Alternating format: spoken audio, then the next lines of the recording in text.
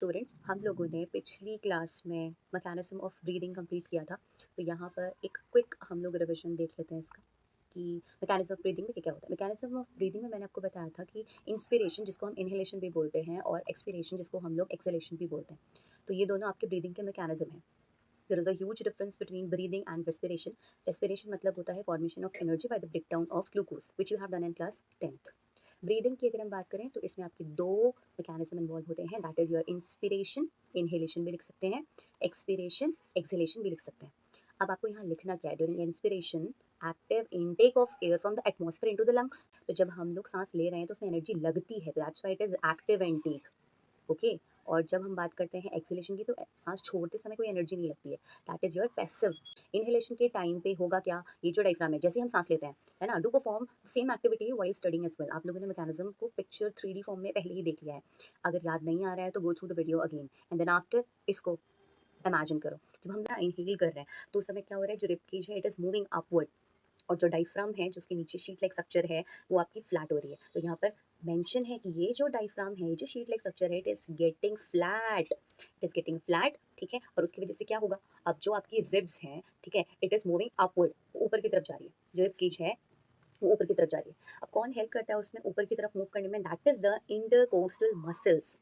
Okay, you will remember this one कि जो external, ठीक है, जो एक्सटर्नल आपकी इंटरकोस्टल मसल्स होती है वो कॉन्ट्रैक्ट होती हैं, जिसकी वजह से रिब्स आपका ऊपर की तरफ जाता है, और जो डायफ्राम होता है वो आपका नीचे की तरफ मूव करता है व्हाइल इनहेलेशन, जिसकी वजह से इवेंचुअली जो आपकी थोरैसिक कैविटी है वो इंक्रीज कर जाती है, जो वॉल्यूम होता है थोरैसिक कैविटी का वो इंक्रीज हो जाता है, और मैक्सिमम एयर आपका एंटर कर सकता है कि जो आपका लंग जो वॉल्यूम है वो इंक्रीज हो जाता है। फाइनली थोरैसिक वॉल्यूम इंक्रीज हो जाती है। ठीक है, और एयर जब अंदर एंटर होता है तो जो प्रेशर अंदर क्रिएट होता है वो डिक्रीज हो जाता है, लंग एक्सपेंड करता है, पल्मोनरी वॉल्यूम इंक्रीज हो जाता है। ठीक है, और जिसकी वजह से इंट्रा पल्मोनरी प्रेशर डिक्रीज हो जाता है, अंदर का जो प्रेशर है एयर एंटर अंदर कर चुका है तो जो इंट्रा पल्मोनरी प्रेशर है वो डिक्रीज कर जाता है, और जो एयर होती है वो बाहर से अंदर की तरफ एंटर कर जाती है। These are the points which you have mentioned in inspiration, the mechanism of breathing inspiration में आपको याद रखना है। और ये डायग्राम भी याद रखना है कि जो रिब्स है इट विल मूव आउट और it will move upward, whereas the diaphragm will move downward during inhalation। ठीक है,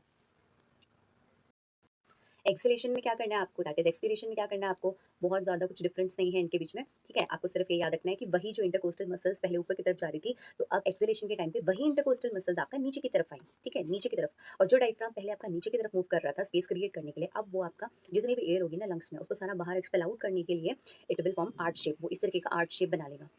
ठीक है, और अपनी ओरिजिनल पोजीशन जिसमें था वैसे ही आ जाएगा। तो डायफ्राम मतलब कि डायफ्राम रिलैक्स हो रहा है, कॉन्ट्रैक्ट नहीं कर रहा है, रिलैक्स हो रहा है। ठीक है, तो इंटरकोस्टल मसल्स भी रिलैक्स हो गई, अपनी पोजीशन में आ गई, डायफ्राम भी अपनी पोजीशन में आ गया, तो थोरैसिक जो कैविटी है वो अगेन अपनी ओरिजिनल पोजीशन में आ जाती है, थोरैसिक वॉल्यूम फिर से डिक्रीज हो जाता है, पल्मोनरी वॉल्यूम फिर से डिक्रीज हो जाता है, एयर बाहर आ जाती है, एंड फाइनली हम लोगों का जो ब्रीदिंग है, इनहेलेशन एक्सहेलेशन, एक मैकेनिज्म कंप्लीट हो जाता है। जब भी हम लोग फोर्सफुली, जब हम लोग ऐसे ज़बरदस्ती ऐसे बोलते हैं ना अनुलोम विलोम में कि लंबी गहरी सांस लो, तो जब हम लोग लंबी गहरी सांस लेते हैं तो एब्डोमिनल मसल्स और इंटरकोस्टल जो मसल्स होती है, इंटरनल इंटरकोस्टल जो मसल्स होती हैं वो कॉन्ट्रैक्ट होती हैं। ठीक है, तो ये चीज़ें आप लोगों को याद में रखनी है।